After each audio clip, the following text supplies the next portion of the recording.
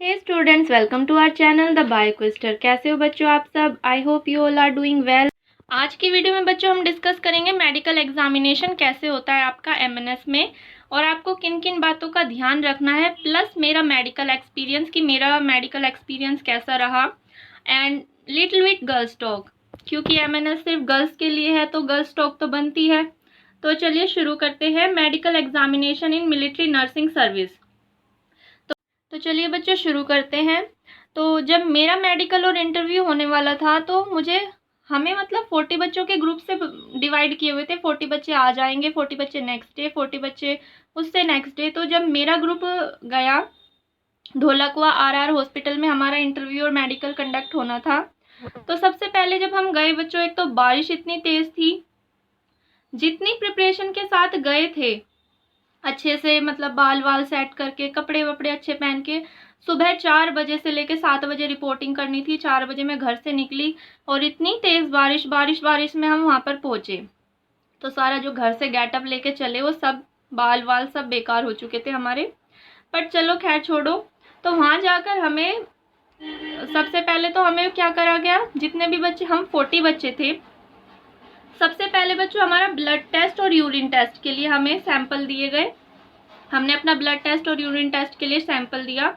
ऐसे आपको वहाँ पे जैसे फिगर में दिख रहा है आपको फोटो में, ऐसे रेड कैप की बोतल दी जाएगी और आपका यूरिन टेस्ट होगा, और सबसे पहले आपका ब्लड टेस्ट। मेरा तो मतलब अभी क्या प्रोसीजर होगा, हमें सबसे पहले ब्लड सैंपल और यूरिन सैंपल देने थे, वो हमने दिए। उसके बाद हमें एक ऑडिटोरियम में ले जाके बैठाया गया। वहाँ पे बच्चों हमें 2 तरह की फाइल्स दी गई। एक आपकी इंटरव्यू फाइल होगी वाइट से कलर में, और एक ही मेडिकल फाइल होगी, मेडिकल एग्जामिनेशन की फाइल होगी, वो भी वाइट कलर की होगी। वो वहाँ पर आपको एमएनएस ऑफिसर अपनी गाइडेंस में वो फिल कराती हैं, कहीं कुछ गलती ना कर दें आप, वो बिल्कुल अच्छे से फिल करनी होती है। और एमएनएस ऑफिसर जो है वो आपको गाइड करेंगे, आपको बताएंगे बाकायदा, प्रोजेक्टर से आपको स्क्रीन पे दिखाएंगे कि आपको इस जगह ये फिल करना है, इस जगह ये फिल करना है। सो इसमें कोई इतनी बड़ी टेंशन की बात नहीं है। तब उसके बाद क्या हुआ कि उन्होंने 20-20 के ग्रुप बांट दिए बच्चों कि 20 बच्चों का पहले इंटरव्यू होगा, बाकी बच्चे इतने इतने उन बच्चों का मेडिकल कवर किया जाएगा। तो मेरा जो रोल नंबर था बच्चों, वो स्टार्टिंग से तीसरे नंबर पे मेरा रोल नंबर था। तो हमें पहले इंटरव्यू के लिए भेजा गया।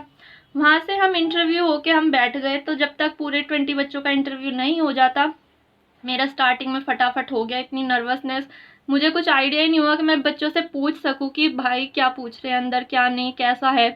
तो 3rd नंबर पे मेरा रोल नंबर था, मेरा हो गया इंटरव्यू। बैठे रहे इतने जो बच्चे, जब तक हमारे पूरे ग्रुप के 20 बच्चों का इंटरव्यू नहीं हो जाता था, तब तक हमें वहाँ पर बैठ के रेस्ट करो, या थोड़ा बहुत अपना लाइट लंच, अगर आपको कुछ खाना है थोड़ा बहुत हल्का फुल्का खा सकते हैं, अदरवाइज नहीं, क्योंकि वो सैंपल से पहले नहीं कुछ खाना होता, सैंपल के बाद आप कुछ खा सकते हैं। तो कोशिश करें कि आप हल्का ही खाएं। और अगर आपका मेडिकल सुबह सुबह मेडिकल ही स्टार्ट हो रहा है तो आप ना खाएं, क्योंकि जब यूएसजी होता है, मतलब आपका अल्ट्रासाउंड होगा, तो उसमें खाली पेट बुलाते हैं, तो उसमें दिक्कत आ सकती है। अगर आपका पहले मेडिकल हो रहा है तो आप अवॉइड करें, कुछ भी ना खाएं, वरना क्या होता है कि बच्चों आपका अगले दिन के लिए डिले कर देते हैं, अगले दिन फिर आपको खाली पेट आना होता है। तो तब तक अभी मेरा मेडिकल में तो टाइम था, क्योंकि अभी तो बच्चे भी इंटरव्यू के लिए रह रहे थे। तो हमने जो थोड़ा बहुत लाइट हमने अपना ब्रेकफास्ट कर लिया। देन वहीं पे जो हमारी मेडिकल फाइल रह रही थी कंप्लीट हुए बिना, वो जो वहाँ पर इंटर्न्स होते हैं, एमएनएस ऑफिसर इंटर्न्स जो होते हैं, उन्होंने हमारी वो कंप्लीट कराई। तब तक 20 बच्चों का सबका ऐसे कंप्लीट होता गया, 20 बच्चों का इंटरव्यू हो गया। उसके बाद जितने बच्चे मेडिकल के लिए गए हुए थे उनको बुलाया गया इंटरव्यू के लिए, और हमें भेजा गया हमारे मेडिकल की तरफ। तो ब्लड टेस्ट और यूरिन टेस्ट तो बच्चों हमारा मॉर्निंग में हो चुका था। उसके बाद जो हमें भेजा गया, वो भेजा गया हमें आइडेंटिफिकेशन के लिए। आइडेंटिफिकेशन का मतलब बच्चों कि आपके कोई, मतलब आइडेंटिफिकेशन मार्क्स, कि आपके कहीं पे कोई स्पॉट है, आपके तिल है, या कुछ भी आपका आइडेंटिफिकेशन मार्क, वहाँ पर 3 ऐसे मार्क्स आपके वहाँ पर रिकॉर्ड किए जाते हैं। आपकी मेडिकल फाइल सबके पास वो एमएनएस ऑफिसर्स ले लेते हैं आपसे। आपने भर दिया एक बार, वो एमएनएस ऑफिसर आपकी ले लेंगे, और फिर वो हर डिपार्टमेंट में पास होती रहेगी, और उसमें जो डॉक्टर्स है वो अपना अनफिट सब उसमें फिल करते रहते हैं, वो आपके पास नहीं रहती। एक बार आपने उसमें इंफॉर्मेशन भर दी, उसके बाद वो जो मेडिकल फाइल है वो डॉक्टर्स के पास ही रहती है। तो वहाँ से आपकी आइडेंटिफिकेशन नोट होगी। आइडेंटिफिकेशन नोट होने के बाद बच्चों आपको भेजा जाता है, मतलब मुझे भेजा गया था ईएनटी डिपार्टमेंट में, जहाँ पर आपका ईयर नोज थ्रोट का चेकअप होना है। मेडिकल से पहले बच्चों आप ध्यान रखें कि आप अपना ईयर वैक्स रिमूव कराएं ज़रूर। अगर आप ईयर वैक्स रिमूव नहीं कराएंगे और वहाँ पर आपके चेकअप के टाइम पे आपको ईयर वैक्स से कुछ दिक्कत नहीं होती, बस उन्हें ना देखने में जो आपका वो ईयर टेस्ट करेंगे उसमें उनको प्रॉब्लम आती है, तो वो आपको वहाँ पर बोलेंगे कि आप इसे चेक करा के आओ। जब आपका ईयर का चेकअप होगा तो आपका ये जो प्रोसीजर है वो डिले होगा। तो कोशिश करें कि आप अपना मेडिकल से पहले अपना ईयर वैक्स क्लियर करवा के जाएं। फिर आपका जो ऐसे डिवाइस से आपका बच्चों, जैसे आप फोटो में देख रहे हैं, इस तरह के डिवाइस से आपका ईयर टेस्ट होगा। नोज और थ्रोट के लिए मुझे क्लियर फोटो नहीं मिली। एक आपका नोज का भी होगा और आपके थ्रोट का भी होगा चेकअप। हियरिंग टेस्ट जो होता है बच्चों, वो हियरिंग टेस्ट होगा। सपोज एक रूम में एक दीवार से दूसरी दीवार तक की जितनी दूरी होगी उतनी दूरी पे आपके एक डॉक्टर खड़ा होगा और आप दूसरी साइड अपोजिट साइड पे खड़े होंगे, और आपके एक कान पर जो है बच्चों वो लगा दिया जाएगा, एक कुछ भी पेपर टाइप से कुछ भी लगाएंगे और उसके ऊपर पेन से रब करेंगे, और आपको सिर्फ एक कान से अपना सुनना होगा कि डॉक्टर ने क्या बोला। वो 5 टाइम्स आपको काउंटिंग या कुछ भी बोलेगा, पहले लाउडली, फिर धीरे, फिर धीरे, फिर धीरे, ऐसे 5 बार आपको वो काउंटिंग बोलेंगे। आपको वो ध्यान से सुननी है कि उन्होंने क्या बोला और उनको बताना है। ऐसे दोनों कानों के साथ आपका वो टेस्ट कवर किया जाएगा, उसे वो आपका हियरिंग टेस्ट हो जाएगा। तो ईयर नोज थ्रोट ये सब आपका हो जाएगा। और फिर नेक्स्ट जो आएगा बच्चों आपका आई साइट। आई साइट में बच्चों को बहुत डाउट होता है कि आई साइट हमारी कितनी होनी चाहिए, मायोपिया में इतना है, हाइपर माइट्रोपिया में कितना होना चाहिए। तो बच्चों आई साइट शुड बी 6/6 होनी चाहिए। और अगर आप स्पेक्स लगाते हैं, ऐसा नहीं है कि अगर आपको क्या बोलते हैं कि आप स्पेक्स लगाते हैं तो आपको एमएनएस में एंट्री नहीं है। अगर आपको स्पेक्स लगा के आपका विजन क्लियर है तो आप अलाउड है। विजन जो है बच्चों -2.5 तक अलाउड होगा स्पेक्स लगाने के बाद। अगर आप ग्लासेस वियर कर रहे हैं तो should not be worse than 6/12 से ज़्यादा नहीं होना चाहिए आपका, अगर आप ग्लासेस वियर करते हैं। मायोपिया की लिमिट 0.75 डायोप्टर और हाइपरमेट्रोपिया की जो लिमिट होगी बच्चों +1.5 डायोप्टर तक है। तो ये तो हुआ बच्चों आई साइट का। उसके बाद जो आपको ऐसे इमेजेस दिखाई जाएंगी वहाँ पर आपको ये रीड करके बताना होगा। और सेकंड जो इमेज बच्चों मुझे लेंस के थ्रू दिखाई गई थी वो ये सी वाली इमेज दिखाई गई थी लेंस के अंदर, कि आपको सी की डायरेक्शन बतानी होगी कि कब लेफ्ट में है, कब राइट में है, कौन से ऊपर है। इस तरह से आपको मुझे तो सी की इमेजेस पूछी गई थी। आपसे क्या पूछेंगे वो तो कोई आइडिया नहीं है, बट मुझसे सी वाली इमेजेस पूछी गई थी। तो ये आपका मायोपिया, हाइपरमेट्रोपिया, आपकी विजन, अगर आप स्पेक्स लगाते तो कितनी विजन तक आपका अलाउड है, -2.5 तक आपकी अलाउड होती है अगर आपको क्लियर चमकता है स्पेक्स लगाने के बाद। और बस आई साइट में इतना ही होगा। आपको वहाँ पर ग्लासेस लगा के आपकी जो ग्लासेस लगा के आपसे ये सी की डायरेक्शन पूछेंगे, या ये ऐसे बोर्ड पे आपको ये अल्फ़ाबेट्स पढ़ने होंगे। तो ईजी है, कुछ नहीं होता, डरने की कोई बात नहीं होती आई साइट वालों में। उसके बाद बच्चों आपको एक्सरे के लिए भेजा जाएगा। एक्सरे आपका चेस्ट रीजन तक होगा बस, और कोई भी आपसे मेटल वेटल की अगर आपने हेयर क्लिप लगाई है या हाथों में कुछ भी आपने मेटल का पहना है तो वो सब आपसे रिमूव करा देंगे। आपसे वहाँ पे आपको उनका खुद का गाउन पहन के जाना होगा, वो आपको गाउन देंगे, आपको अपने जो भी कपड़े आप पहन के गए होंगे वो रिमूव करके आपको अपना गाउन जो हॉस्पिटल गाउन देंगे उसे पहन के आपका जो एक्सरे किया जाएगा। एक्सरे के बाद ऐसे धीरे धीरे बच्चों का एक्सरे होता रहता है तो टाइम लगता है 20 बच्चों का होना। आपको यहाँ से जब आपकी आई साइट का ही चेकअप होता है, जब भी आपसे कह देंगे कि बच्चों अब आप पानी पीना शुरू कर दो, और वो यूएसजी होने तक आपको ना इतना पानी पी लेना है कि आपको पीने की हिम्मत ही ना हो। तो कोशिश करें कि आप बहुत सारा पानी पिएं और अपना यूएसजी टाइम से कंप्लीट करा लें। तो उसमें आपका एब्डोमेन का और पेल्विस रीजन का जो अल्ट्रासाउंड होगा वो आपका एब्डोमेन और पेल्विस रीजन का होगा, ठीक है। अब जितना एक दिन के अंदर प्रोसीजर हो जाता है, फिर नेक्स्ट डे के लिए आपको फिर 7 बजे रिपोर्ट करना होगा। इंटरव्यू आपका फर्स्ट डे में ही कंप्लीट हो जाता है, आपका मेडिकल आधा मेडिकल हो जाता है, आधा मेडिकल आपका फिर नेक्स्ट डे के लिए पोस्टपोन कर देते हैं कि आपको 7 बजे रिपोर्ट करके फिर आपका मेडिकल होना होता है। तो अब हमारा अल्ट्रासाउंड हो गया। अल्ट्रासाउंड के बाद बच्चों नेक्स्ट अगर उसी दिन हो जाता है तो ठीक है, नेक्स्ट डे फिर आपको गायनोकोलॉजी डिपार्टमेंट में भेजा जाएगा। गायनोकोलॉजी डिपार्टमेंट में बच्चों इमेज, जैसे इमेज दिखा रहे हैं, इसको रिमूव करिए।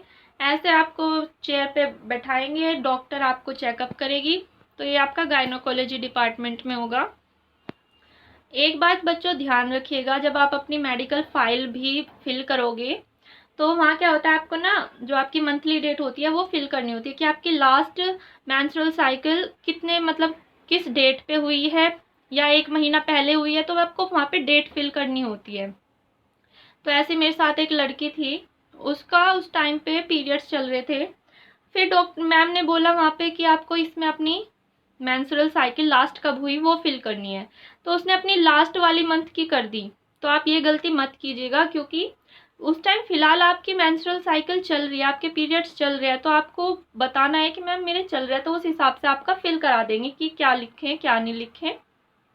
तो उस लड़की ने क्या है, अपना लास्ट, आप उसके पीरियड्स चल रहे थे, उसने जो है अपनी लास्ट मंथ वाली डेट लिख दी कि उस टाइम पे मेरे ख़त्म हुए थे लास्ट में। उसे फर्स्ट टाइम किसी को भी इतनी नॉलेज नहीं होगी, तो उस गलती उसकी भी नहीं है, गलती मैम की ने भी अच्छे से एक्सप्लेन नहीं किया। वो जो एमएनएस इंटर्न्स होती है वो इतनी इरिटेट हुए रहते हैं बच्चों से, कभी इस डिपार्टमेंट कभी उस डिपार्टमेंट, तो उनसे भी थोड़ा पेशेंसली पूछें, वरना वो भी बच्चे आपको डांट सकती हैं वहाँ पे। तो फिर जब हम गायनोकोलॉजी डिपार्टमेंट में गए तो वो मुझसे आ गई थी, तो 2 बच्चों को एक साथ भेज रहे थे। तो वहाँ पे मैम ने पूछा कि आपके पीरियड्स लास्ट कब आए थे, तो उसने कहा कि मैम इस वाले मंथ में आए थे। तो वो ये बताना भूल गई कि मैम मेरे पीरियड्स चल रहे हैं। तो जब उसका चेकअप के लिए, जैसे आप इमेज में देख रहे हो, ऐसे चेकअप के लिए गए, तो उसने बताया मैम मेरे तो पीरियड्स चल रहे हैं। तो फिर वहाँ जो उस लड़की की डांट लगाई, यानी कि आपको समझ नहीं आता है कि यहाँ पे हम क्या पूछ रहे हैं, आपको पीरियड्स चल रहे हैं, आपको अपनी फाइल में करेक्टली भरना होता है। तो आप ये गलती मत कीजिएगा। आपको अच्छे से, अगर आप किसी चीज़ में कंफ्यूज हो तो जो भी वहाँ पे एमएनएस इंटर्न्स होती हैं आप उनसे पूछ सकते हैं। तो ये आपका फिर आपका गायनोकोलॉजी डिपार्टमेंट के बाद आपका जो है आपका height, weight, chest size, BP, heart beat, इन सब का चेकअप होगा। एक रूम के अंदर ये सारा चेकअप हो जाता है। आपकी हाइट और वेट चेक होगा। वेट आपका हाइट के अकॉर्डिंग, बॉडी मास इंडेक्स के अकॉर्डिंग आपको वेट होगा कि आप ओवरवेट या अंडरवेट तो नहीं है। अगर आप ओवरवेट है तब भी आपको अनफिट दिया जाएगा, और अगर आप अंडरवेट है तब भी आपको टेम्परेरी रिजेक्शन दिया जाएगा, अनफिट दिया जाएगा। हाइट भी आपकी जितनी भी लिमिट दी हुई है उससे ऊपर ही होनी चाहिए। चेस्ट साइज बच्चों, चेस्ट साइज वो पहले इनहेल कराएंगे फिर एक्सहेल कराएंगे, उसके दोनों के हिसाब से आपका चेस्ट का साइज लेंगे। वो पहले आपको एक बार सांस छोड़नी है, जब आपका जो चेस्ट साइज है वो मेजर करेंगे, फिर आपको पूरा सांस भर के आपकी चेस्ट साइज मेजर करेंगे। बीपी आपका चेक होगा कि आपका कहीं हाई ब्लड प्रेशर या लो ब्लड प्रेशर की प्रॉब्लम तो नहीं है, उसमें भी आपका टेम्परेरी रिजेक्शन आ जाता है। फिर हार्ट बीट भी बच्चों कोशिश करें, अगर वो आपसे वहाँ पे उस टाइम कुछ पूछते हैं तो घबराए ना, आपकी दिल की धड़कनें जो है वो चेक की जाती हैं। एक बच्चे को, हमारे ग्रुप में एक बच्चे को ट्रैकीकार्डिया का के लिए टेम्परेरी रिजेक्शन मिला था। तो आप अपनी हार्ट बीट पर भी कंट्रोल कीजिएगा, आप नर्वस तो बिल्कुल मत होइएगा, क्योंकि अगर आप नर्वस होंगे तो आपकी जो हार्ट बीट है वो बहुत तेज़ी से धड़केगी। तो ये हुआ आपका height, weight, chest, BP, heart beat का। उसके बाद बच्चों आपको सर्जरी डिपार्टमेंट के लिए भेजा जाएगा। सर्जरी डिपार्टमेंट में बच्चों आपका नौकनी नौकनी नौकनी देखे आप इमेज में देख रहे हैं, जैसे ये आप किसी किसी बच्चों के ऐसे घुटने जुड़े हुए होते हैं। अगर आपकी प्रॉब्लम ऐसे है तो आपको अनफिट दे दिया जाएगा। बोलते हैं ऐसा कि ये एक्सरसाइज वगैरह से ठीक हो जाता है। तो अगर आपके हैं ऐसे प्रॉब्लम तो आप किसी डॉक्टर से कंसल्ट करें, फिजियोथेरेपिस्ट से, वो आपको एक्सरसाइज बता देंगे। या एक्सरसाइज तो आप नेट पे, अगर कोई यूट्यूब वगैरह पे भी बहुत अवेलेबल हो जाती है। अगर आपकी नौकनी की प्रॉब्लम है तो ये एक्सरसाइज से ठीक हो जाती है। आप ये अगर ये अपना देख लेंगे, और ये जो है टिपिकली नॉर्मल होती है, इसमें आपको कोई रिजेक्शन नहीं मिलता। इस तरह की जो पैर होते हैं, अगर इस तरह के पैर है तो आपको अनफिट देंगे वो। ये आर्मी में अगर लड़कों का मेडिकल हो रहा है या लड़कियों का मेडिकल हो रहा है, इस चीज़ के लिए वो बिल्कुल वो नहीं करते, ये अलाउड ही नहीं है। आपको इसमें पैरों में थोड़ा बहुत गैप होना चाहिए, ऐसे जुड़े हुए पैर नहीं होने चाहिए। फिर उसके बाद फ्लैट फुट बच्चों, फ्लैट फुट में आप पैरों के साइज देखिए, जिसमें पैर ये बीच में जो घुमाव सा होता है ये होना ज़रूरी है। अगर आपका पैर फ्लैट है उसमें भी आपको अनफिट मिलेगा। तो आप इसका भी देखिएगा अपना कि आपके पैर कैसे हैं। उसके बाद एल्बो, आपके हाथ ऐसे सीधे करवा के दिखाएंगे। एल्बो की मुझे कोई इमेज नहीं मिली बच्चों। कुछ कुछ बच्चों का आपने नोटिस किया होगा कि जो आपकी जो एल्बो होती है ना, वो थोड़ी सी निकली हुई होती है। जब आप हाथ फैलाएंगे जो आपकी एल्बो होगी वो थोड़ी सी बाहर को निकली हुई होगी। तो वो यही चेक करते हैं कि एल्बो बच्चे की नॉर्मल साइज में या थोड़ी बाहर तो नहीं निकल रही। उसके बाद बच्चों आपका ब्रेस्ट चेकअप होगा। आपको ब्रेस्ट आपको लिटा दिया जाएगा, डॉक्टर आपकी ब्रेस्ट देखेगी कोई लंप वगैरह तो नहीं है। तो आप अपना ये खुद से भी चेक कर सकते हो कि आपकी ब्रेस्ट में कोई लंप वगैरह तो नहीं है। अगर है तो आप डॉक्टर से कंसल्ट करें, इसके लिए भी टेम्परेरी रिजेक्शन मिलता है। तो और यहाँ पर बच्चों आपको एक बार जंप करा के दिखाएंगे, देखेंगे, आपसे जंप कराया जाएगा, बैंड कराया जाएगा और आपको आगे पीछे से सारा कुछ आपका चेकअप होगा। तो ये हो जाएगा बच्चों आपका सर्जरी डिपार्टमेंट में। उसके बाद आपका क्या रहता है बच्चों, डेंटल चेकअप। डेंटल चेकअप में बच्चों आपके टीथ में कैविटी नहीं होनी चाहिए, पायरिया नहीं होना चाहिए, कोई टूथ मिसिंग नहीं होना चाहिए कि आपके ने जैसे कैविटी की वजह से दांत निकलवाना पड़ जाता है। तो अगर ऐसा है तो बच्चों वो अनफिट हो जाएगा। तो कोई टूथ मिसिंग नहीं होना चाहिए। डेंटल पॉइंट 14 से कम नहीं होना चाहिए। 14 से 14 पॉइंट मतलब किसी किसी के 32 होता है तो उनका डेंटल पॉइंट बच्चों 22 होता है। जिसके 32 पूरे 32 दांत होंगे उनका डेंटल पॉइंट 22 होगा। और नॉर्मल इंसान ज़्यादातर के बच्चों के 28 टीथ होते हैं। तो जिनके 28 टीथ हैं उनका होता है बच्चों 14, उनका डेंटल पॉइंट 14 होता है। तो 22 और 14 नॉर्मल है। अगर 14 से कम है तो बच्चों अनफिट होगा। तो ये था आपका डेंटल चेकअप। डेंटल चेकअप में क्या होगा बच्चों, पहले आपको एक लिक्विड सा देंगे, उससे पी के आपको थोड़ी देर रख के मुंह में कुल्ला करना होगा। फिर आपका जो डेंटल चेक डॉक्टर है वो डेंटल चेकअप करेंगे। तो ये सारे बच्चों मेडिकल के टाइम पर आपके टेस्ट होंगे। और अब थोड़ा गर्ल्स टॉक पर आते हैं बच्चों। तो जब आप मेडिकल के लिए जाओगे तो आप अपनी थोड़ी इंटरनल क्लीनिंग, जैसे आप अपने अंडर आर्म्स, लोअर रीजन आप अपने क्लियर करके जाइएगा। And you will thank me later for this, क्योंकि बहुत एम्बेरसमेंट होती है जब वहाँ पर आपका सारा बॉडी चेकअप होता है। तो कोशिश करिएगा कि आप अपनी बॉडी को अच्छे से क्लीन वगैरह करके जाएं। और तो अगर कोई स्टेप मिस हो गया होगा तो बच्चों, तो मैं आपके लिए नेक्स्ट वीडियो में ज़रूर लेकर आऊँगी। वैसे तो ये सारे चेकअप जो होने हैं यही सब हैं, जो है ओवरऑल चेकअप मैंने आपको बता दिया है। तो क्योंकि ना मैंने सारे आपको डिपार्ट सब कुछ इसलिए अच्छे से बताया बच्चों, जो कि जब मेरा इंटरव्यू था और मैं जब मेडिकल से वीडियो देखती थी ना, तो किसी ने एक गायनोकोलॉजी डिपार्टमेंट का एक कुछ नहीं बताया था हमें। तो हम वहाँ जाके ब्लैंक, में कहा ऐसा भी होना होता है, ऐसा भी होगा।